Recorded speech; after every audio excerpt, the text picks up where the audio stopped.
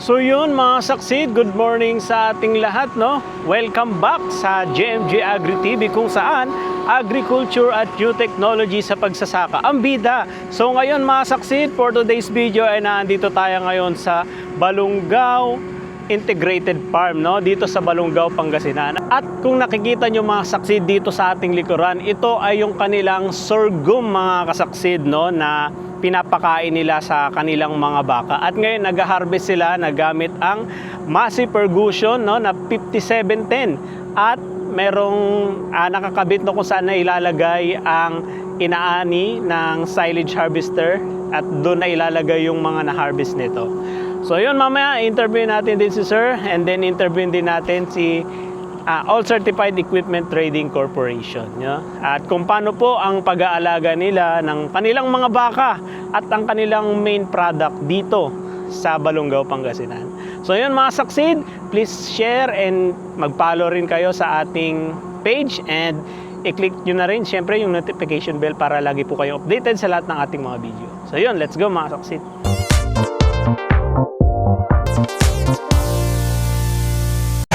So yun mga saksid, syempre nandito tayo ngayon, no, habang nagpapa-harvest ng sorghum. At syempre kasama natin ngayon si Sir Bugs at explain sa atin, explain ni Sir kung ano nga ba yung nagagamit nito, no, ng sorghum at kung ano nga ba ang mga products nila dito mga saksid sa integrated farm nila dito sa Balungaw, Pangasinan. Yes, good morning.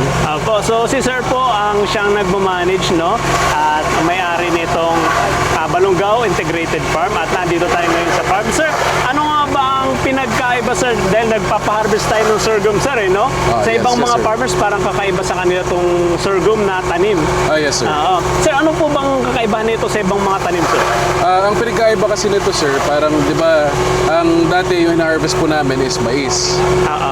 Kino-convert namin into silage. Pero kasi parang itong sorghum, meron siyang mga advantages din na nakita namin na nawawala sa mais lalo kung yung dry season. Itong dry season, napansin namin na talagang naging problem din natin yung supply ng tubig dito sa Pangasinan. So, trinay namin na magtanim ng alternative crop kasi sabi nga nila itong sorghum nagre-require ng less water para palakihin. And napansin namin, compared nga dun sa corn, 50% ang kailangan niya na tubig. And ang kagandahan din niya is nakita namin na pwede mo siyang pakinabangan ng 3 times.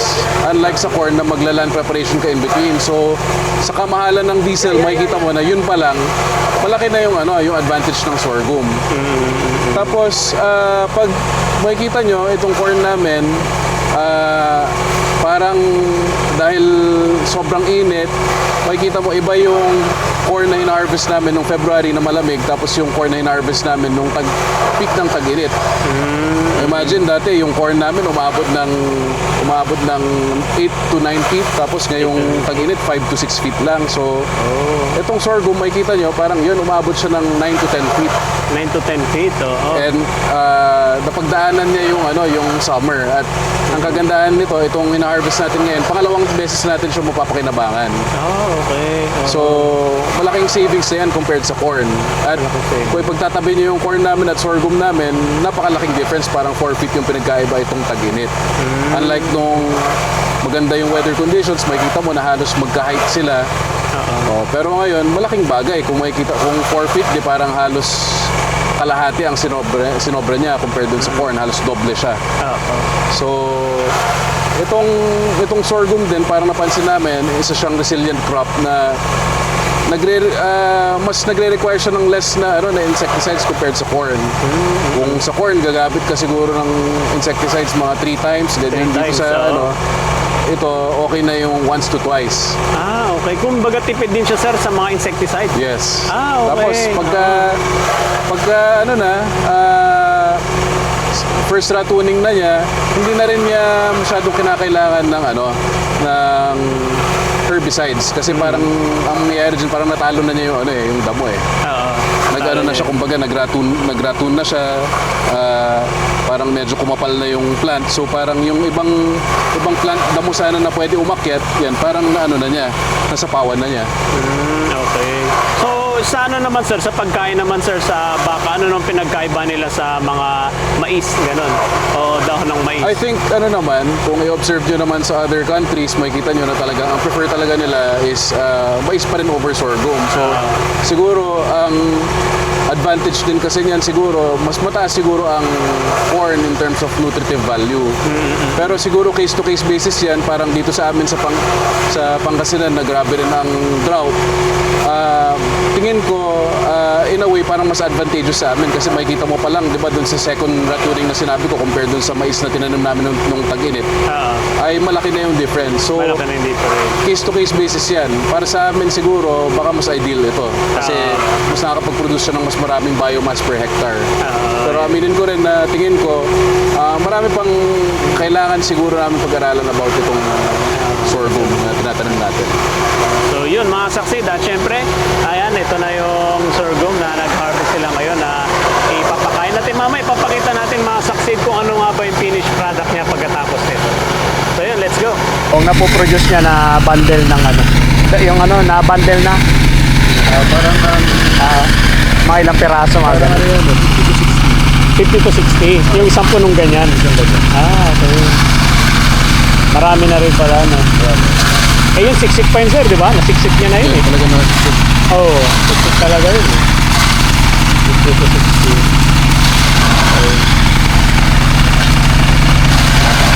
60. Ito naman mga kasaksid yung palay naman nila, sir, no? Pro aggressive, parang longping, sir. Longping ito. Longping. Yung bago nila, yung seed variety, yung nasiglat. Variety. Okay. Ay, nasiglat. Nasiglat. Parang ano, sir, parang ano pala season nila. I think na-introduce na nila nung previous na season. Pero parang compared sa ibang varieties, parang siya yung pinakabago. Ano naman yung ano niya, sir, yung maturity date daw niya? Maturity date niya, I think, alam ko 114 din siya. 114. 114. O less. Baka less. Alam ko less na rin eh. Pero ang ano nito, sinasabi nila is more of mas mataas yung yield niya kaysa yung mga dating varieties. Kumbaga malakas siya umani talaga. Malakas yung umani. ano niya. Ayan, mga succeed. Mga ilang days nito, sir? Ito, ilang days na. Nasa ano pa lang to, nasa less than 1 week pa lang to. Less 5 than days 1 pa lang. week. Nasa ano siya, seed plate. Yes. Sorry. Ganito yung mga nilalagay din sa ano eh, mga transplanter eh. Oo. Yan yung ginagamit din nila. Transplanter to ilalagay lahat. So transplanter. For transplant, lahat to ito transplant. Kasi kaya kami gagamit ng transplanter kasi para yun din pag tag-ulan, nakikipag-agawan kami ng yung mga gusto magtanim kasi sabay-sabay lahat eh. Yung sabay-sabay. nagte-take advantage lahat sa tubig ulan eh. So kaya kami nagta-transplanter. And another reason is yung transplanter din kasi mas uniform yung layo ng pagkakatanim. Mas sure ka na naitatanim lahat ng tama. Lahat. Kaya Siyempre, hindi mo maganda rin na yung transplanter talaga na machine talaga. hindi mo rin maiwasan din yung ano ng tao. Siyempre, iba-iba rin yung ano niyan eh. Mag-uunahan Pattern pa. ng pagtanim. Mag-uunahan pa kasi na yung ano. Oo. Ayan. Longping, masiglat. Sorry. Ayun, masiglat. Nasiglat pala. Okay. Ayan, masok sa'yo doon, nasiglat. Ayan, bagong ano ni Pro Agri Seed. Ayan, masok sa'yo, corporation. Kasing isa sa mga sumikat sa kanila nun, sir, di ba yung LP937?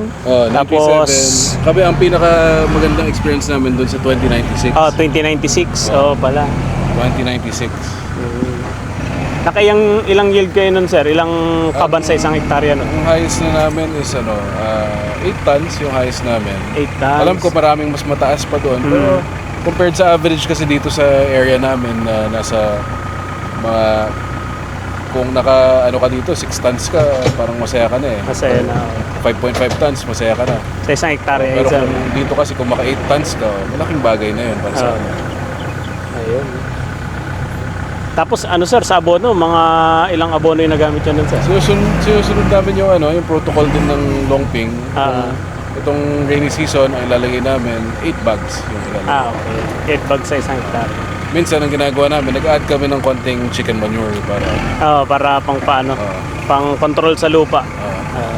Para mas maano yung lupa niya. Mas mataba yung lupa. Mas mataba.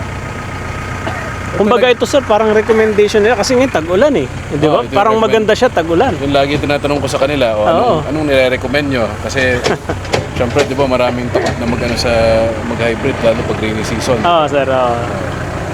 Kasi mahina ang hybrid sa ano eh, tumataob eh. Yun Pag naman malalaki yung na eh. nila. Pero ito naman, ang sabi naman nila, compared sa mga ibang varieties naman, hindi siya, basta as long as tama yung pag-fertilize mo, tama yung timing ng fertilization mo, hindi ka basta-basta matutumbahan na. And, yan, na-apply namin lahat ng best practices namin dito para gawin lahat, para palakasin yung, strengthen yung plant, para yung plant, magkaroon ng kalamidad, hindi siya basta-basta mabubuwal. Mabubuhay. Yan. Ito good for 1 hectare na to sir, no? Puro ano lang din yan, trial and error yon. Talagang pinipili namin yung area na, ito, maganda magtanim dito ng ganitong variety.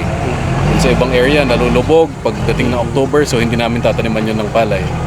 Ang gagawin na lang namin doon, yun, yung area na yon, tataniman na lang namin ng palay na second crop kung kailan hindi siya malulubog, or magtatanim na lang kami ng mais or sorghum. Yun yung option namin. Yan yung option. Parang ang sorghum sir, dire-diretso ang pagtatanim, no? Yung Ano siya, sorghum or naman, seasonal ang ano niya, hindi niya kaya yung nalulubog sa tubig. So, hindi siya advisable sa mga lupa na ganito. Na yung rainy season, napapasukan ng irigasyon ng tubig. kumbaga yung inaanohan na-stackan ng tubig. And observe din, ang i-observe natin lagi, dapat tignan natin kung nalalagyan ng kung nagtatanim ng palay yung katabi. Kasi pwedeng mamatay yung sorghum nyo pag ganun. Ay, ganun. Ito sir, yung manure spreader pala natin. Ayun. So, ayun mga saksi dito, niloload na yung manure spreader, no? Dito sa farm ni sir, at mamaya aandar na yan. Pinupuno lang.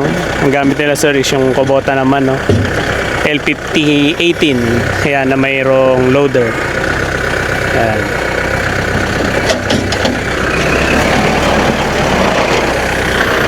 Tapos nila kukunin dito.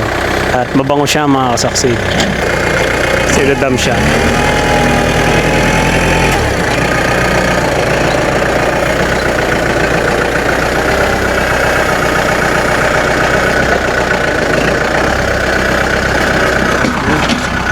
Saka natin, lahat yun babalik din sa lupa natin.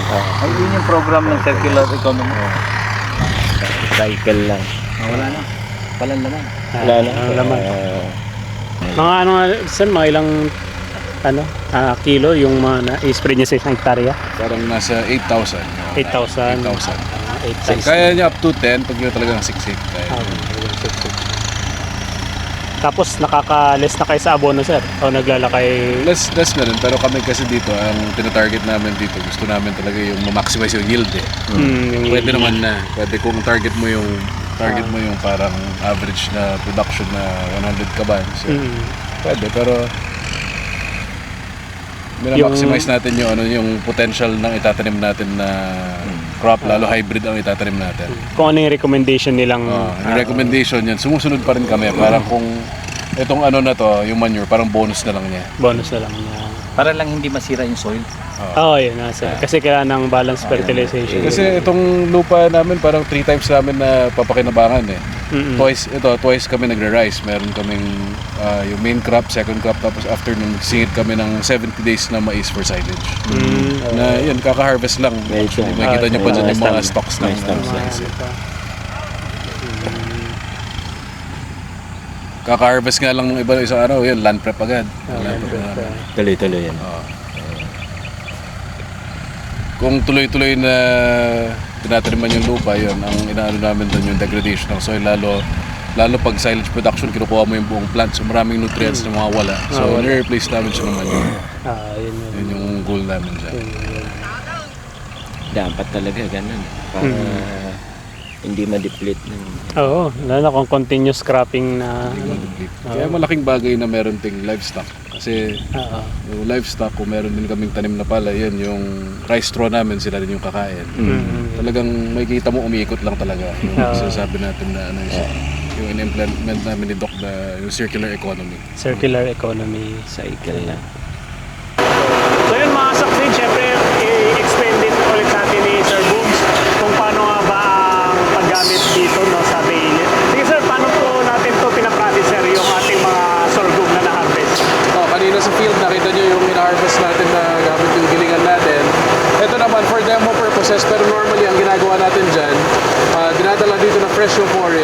harvest lang sa field. Tapos isusubo dito sa ano natin, dito sa machine. Kailangan lang ng 2 tao na nagsusubo dito sa conveyor belt na naka-chop na siya. Tapos pagpasok niya dito sa machine, ikukompact siya ng machine at babalutin siya ng plastic. Pag nabalot siya na siya ng plastic para itali, ang mangyayari dyan, parang itali siya ulit ng isang layer. Tapos, yun na yung magiging finished product natin, itong build silage natin, corn silage. Yung mga ganito siya. Compared dito sa dati namin ginagamit na method ng pagsasako, yung sako with liner, ito talagang mas may ensure natin na uniform yung pagkakapack niya. Na all throughout, hindi talaga siya napapasukan ng hangin. So mas maganda yung fermentation niya. So, and aside from that, dahil madali siya i-store compared dun sa And ang isang advantage din nito, sa totoo lang, kung tutuusin, dahil meron siyang 2 layers ng plastic, hindi mo kailangan lagi ng malaking bodega para sa storage. Kaya mo na siyang i-store sa labas. Kasi hindi na siya basta-basta pwede pasukan ng mga kasi balot na balot na siya. Kasi balot na balot na siya. At hindi siya kaya i-penetrate ng daga ng basta-basta. So, kung gusto mo mag-store ng long term ng silage, ito yung gagamitin natin. So yun, available naman siya, sir, sa mga gustong bumili rin. Yes, talagang ito talaga available sa mga lahat ng nag-aalaga ng baka, ng kambing, ng tupa, ng kalabaw. Pwede rin sila sa inyo mag-message, sir, para Pwede bumili. sila mag-message dun sa page ng Balongo Integrated Farm. Ayun, mga saksi sa mga naghahanap ng silage at ng sorghum na pangkain sa mga baka natin, mga saksi. Siyempre, available yan dito sa Balongo Integrated Farm, yes. mga saksi. So yun. Sige, sir, pakita na natin, sir, yung natin machine. Ito is galing naman siya, sir, sa kay All Certified. All certified din, equipment, yes. Ayun, mga saksi. Electrically operated siya, so itong time na to na napakamahal ng fuel natin ay malaki yung natin. Malaki rin yung savings natin pati sa labor natin. Baga siya. Kunting tao lang ang kailangan na mag-operate. Ang kailangan para mag-operate. So ito siya, mga saksi yung Ito yung lang, hindi pa ulitin lang. nababalot, sir, no? Ulitin lang.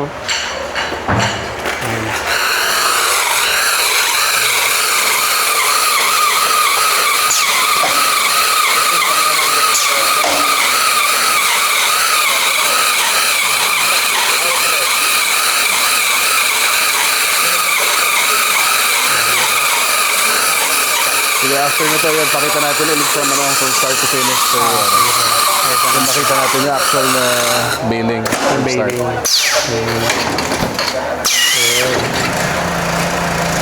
So, ang isang bale natin, ang timbang niya umabot ng nag-range siya from 85 to 100 kilos.